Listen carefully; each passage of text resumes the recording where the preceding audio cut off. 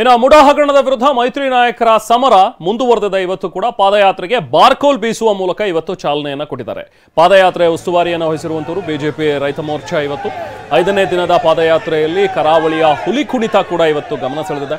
ಪಾದಯಾತ್ರೆಯಲ್ಲಿ ಇವತ್ತು ಕೇಂದ್ರ ಸಚಿವ ಕುಮಾರಸ್ವಾಮಿ ಅವರು ಭಾಗಿಯಾಗ್ತಾರೆ ಅಂತ ಹೇಳಲಾಗ್ತಾ ಇದೆ. ವಿಜಯೇಂದ್ರ ಮತ್ತು ಜೆಡಿಎಸ್ನ ಯುವ ಘಟಕದ ರಾಜ್ಯಾಧ್ಯಕ್ಷ ನಿಖಿಲ್ ಈ ಒಂದು ಪಾದಯಾತ್ರೆಯಲ್ಲಿ ನೇತೃತ್ವವನ್ನು ವಹಿಸಿಕೊಂಡಿದ್ದಾರೆ. ಇವತ್ತು 16 ಕಿಲೋಮೀಟರ್ ಸಾಗುತ್ತೆ ಮೈತ್ರಿ ನಾಯಕರ ಪಾದಯಾತ್ರೆ. ಶ್ರೀರಂಗಪಟ್ಟಣದ ತೂಬಿನಕೆರೆ ಕೈಗಾರಿಕಾ ಪ್ರದೇಶದವರೆಗೂ ಕೂಡ ಇವತ್ತು ಪಾದಯಾತ್ರೆಯನ್ನು ನಡೆಸ್ತಾರೆ.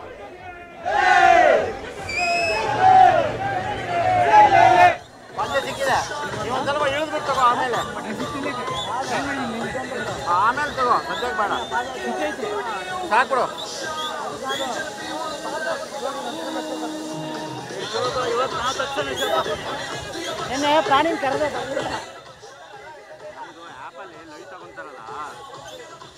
ಕಟ್ ಮಾಡಿದ್ರೆ ಫೋನ್ ಮಾಡ್ತಾರೆ. ಚೆಕ್ ಮಾಡಿದ್ರೆ ಇರಲಿಲ್ಲ.